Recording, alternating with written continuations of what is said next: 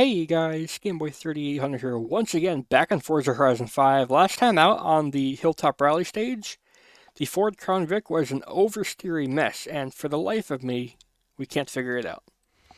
So we're going to hope that's not going to maintain or, be the same in today's next challenger. We're going to stick with Ford because I like the idea of Ford being on top once again. And we're going to give the Ford Mustang SVO 1986 a go. This is the cheapest car you can buy with credits if you wanted to. But from standard, this is going to be a very, very different car. This is because it's not got a V8 of any description. It's got an inline-4 turbo. But from my experience, it actually does build good power.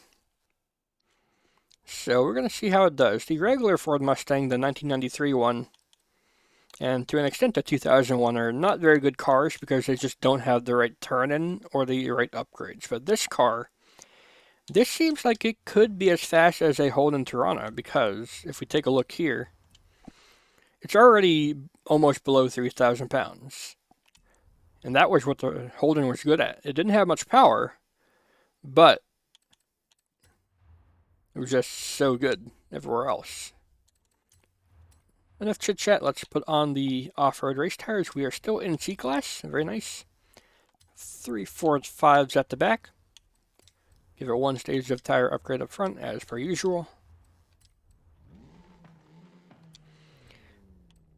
And yet, this is a 4-cylinder. We're going to want to do that. That actually looks like a good wing. I am glad they actually did that. Do we want a front aero piece? We'll come back to that later on, I think. Magical drag reducing mud flaps, that adds a point though, so we probably won't do that unless we have a spare point. The gearbox, it's a no-brainer. We're going to go for the sport gearbox. We're going to go for the rally diff. And handling parts. Rally suspension, race anti-roll bars. How about chassis reinforcement? We'll put it in for now, but I don't think we'll really need it. Likewise for weight reduction, I don't think we will really need this. I'll put it in for now, but if we can't get the points with the standard engine, oh, look at that. Yeah, we're gonna want weight in the car, otherwise we legitimately don't get any power upgrades. So, weight back in for you. And put that torque back on. We can get one stage of cams as well. And 2 stages of exhaust, 3,200 pounds.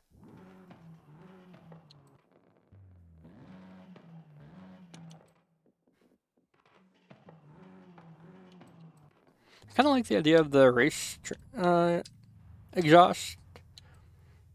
I could save a couple points by going for this. Now we're going to keep the stock or front aero on and just go for the second stage of that. And because this is a naturally turbocharged car, every one of these parts will give us an upgrade. That's a bit of a shame. What engine swaps do we have? We have the 6.2 LS, the diesel engine, that would be interesting, the V10, or the Turbo Rally.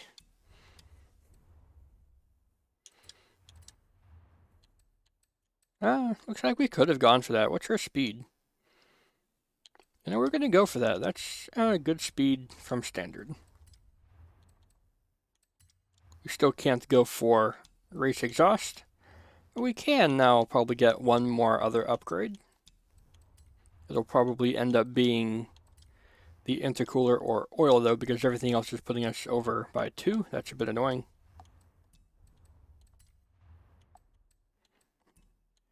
£4 pounds or... yeah, it's going to be that because everything else does too much.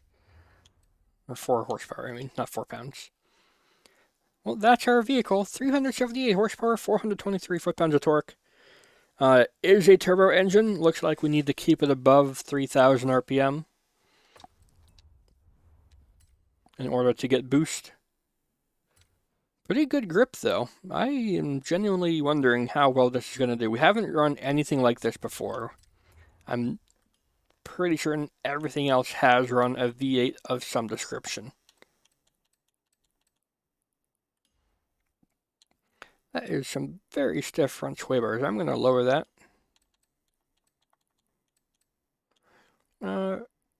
Springs are pretty good. I'm just going to make the rear springs 300 as well, so that they're a bit more even.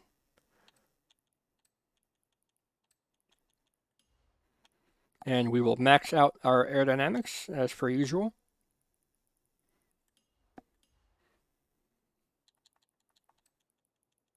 Do that to get them a bit more even. And that is our Ford Mustang SVO ready to go. Now this is a fairly light car, well below 4,000 pounds. But it's not as light as the Holden.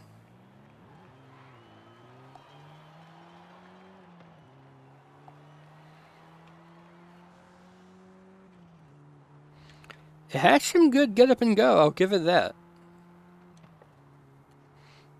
I like how it's a dual exhaust even though it's just a straight 4. How does that work?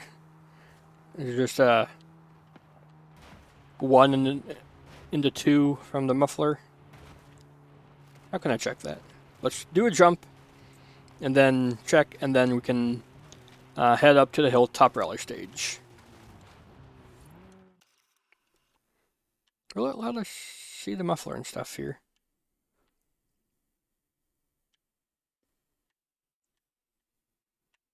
No, I have no idea. Oh well. Enough of that. Let's head over to the hilltop rally stage. Caldera Scramble, here we come. So before the Crown Vic, it was like 3.5 seconds behind the current leader of the Oldsmobile Toronado. The Oldsmobile weighed 4,600 pounds, but it had 850 horsepower. And combined, it was able to put down its power beautifully, and it actually still had great handling too. Still trying to beat our top 1,000 leaderboard time in the Toronado. It's going to be a tall ask, I think.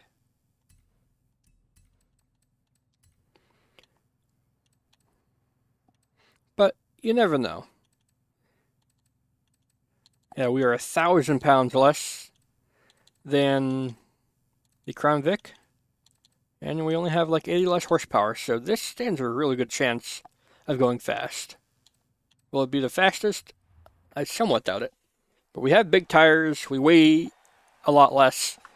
We should do pretty good. The Oldsmobile actually didn't have big tires, only 305s, if that.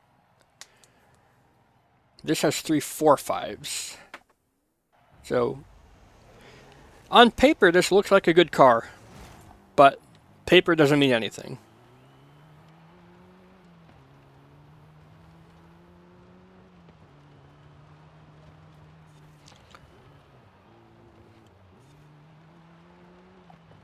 I thought I could take more speed into that turn because we have a short wheelbase. But we couldn't. That is interesting. That turn is handling very good though.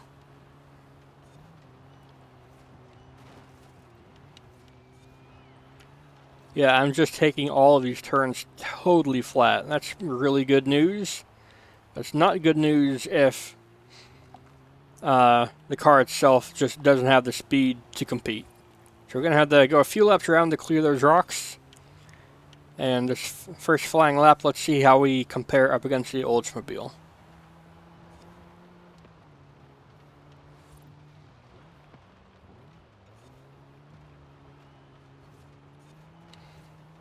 Oh, a kick of oversteer. What? We weigh so little. And we have 345s and max aerodynamics. What? I have no idea how that worked. How did we oversteer there? We are good through the corners, though. At least through that one. Look at that. We're keeping up beautifully with the olds.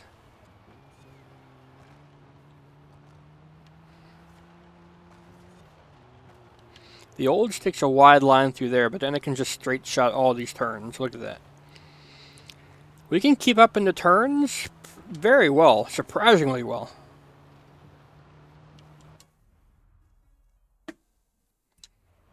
But it's just the straight line speed that we are lacking.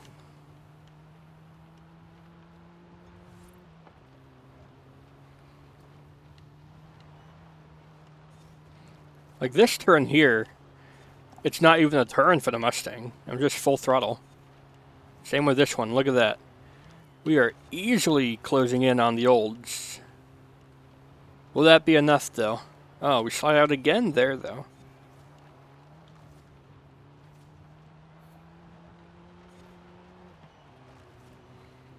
I think that's enough rocks cleared. We should be able to get a fast lap time next time around.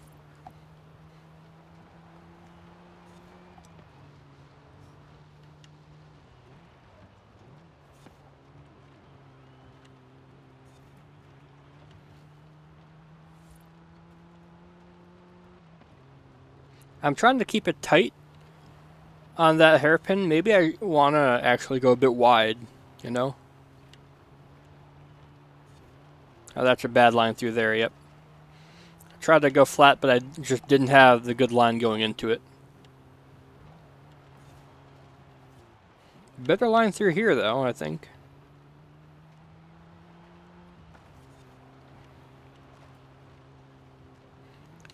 Yeah, taking a wider line through there is fairly decent.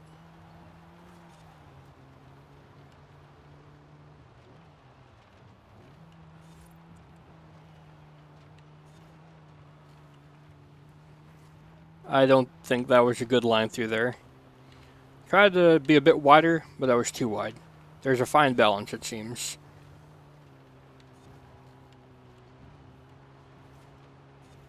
Have a good line through here, though. Or I did, until we slowed out. I don't know how we slowed out there. I didn't hit the brakes or even lift off the power. I thought it should have stayed stable.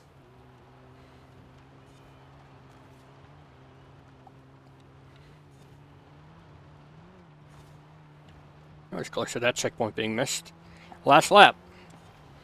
Remember, for the rebirth of this series, we're doing 6 laps for the cars that have a chance of winning. So, that's a better line through there. I'm better proud of that line. How about up here, though?